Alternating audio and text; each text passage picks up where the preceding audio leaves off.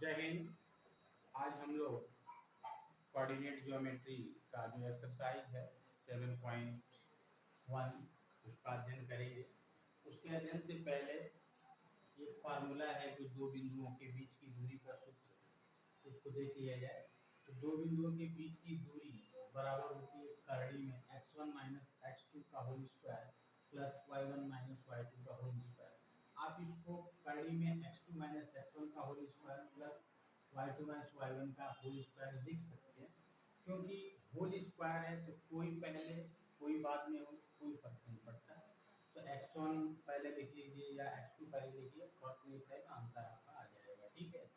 अब आइए जो आपकी प्रश्नावली है 7.1, इसका पहला क्वेश्चन है कि बिंदु ऋण 5 7 किस चतुर्थांश में स्थित है। मैंने आपको इससे पहले वाले वीडियो में बताया था कि चतुर्थांश में पॉइंट कैसे आप बताएंगे कि कौन कहाँ है, इसलिए चिन्हों के माध्यम से आप कर सकते हैं।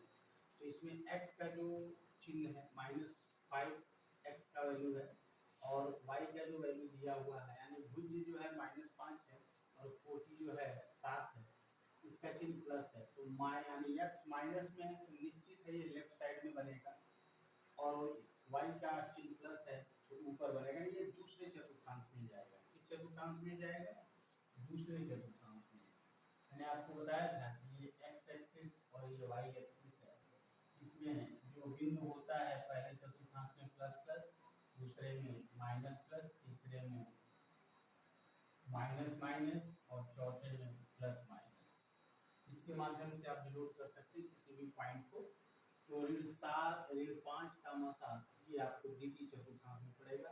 x का चिन्ह यानी भुज का चिन्ह जो है माइनस है और कोटि का प्लस है, इसलिए दूसरी चतुर्थांश में स्थित होगा। ठीक है। इस तरह आप सारे पॉइंट्स देख करके अपना कर लीजिएगा। अब ये आपके बुक का जो प्रश्नावली 7.1 का जो क्वेश्चन नंबर 4 है, y अक्ष पर स्थित बिंदु का भुज क्या होगा।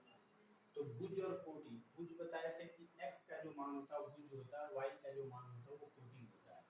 तो y अक्ष पर स्थित बिंदु, तो y अक्ष पर आप जानते हैं x का वैल्यू 0 होता है, तो x बराबर 0, यही भुज हो जाएगा। यही क्या होगा? भुज, अर्थात भुज का जो मान है अर्थात भुज बराबर 0। x का मान ही तो भुज कहलाता है। ठीक है। तो ये आप क्वेश्चन नंबर 4 का ये आंसर हो गया।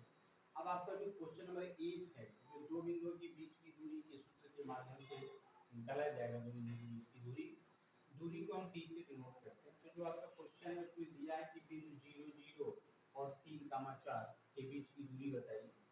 तो 0 0 तो पहले x आता फिर y, तो पहला जो पॉइंट है उसको x1 और y1 लिखेंगे। x1 बराबर 0 और y1 बराबर 0, और दूसरे को x2 बराबर 3 और y2 बराबर 4।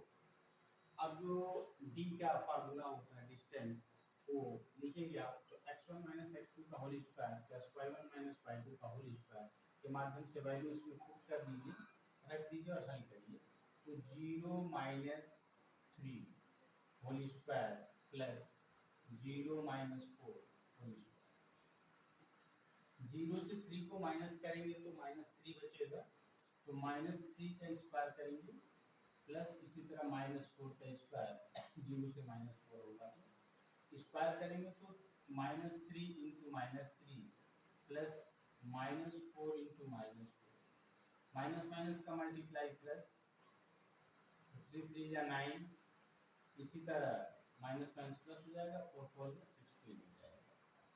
तो ये आपका माइनस यानी ऐड हो जाएगा, तो 16 और 9 25 हो गया। इसका जब फैक्टर करेंगे आप तो 5 गुणे 5 जोड़ा मिल गया, ये बाहर हो जाएगा, यानी 5 मात्रक। यानी दो बिंदुओं के बीच की जो दूरी है वो 5 मात्रक है। ठीक है। मात्रक किससे लिखा जाता है कि मीटर में सेंटीमीटर में हो सकता है, तो मात्रक लिख दिया गया। तो d बराबर 5 मात्रक।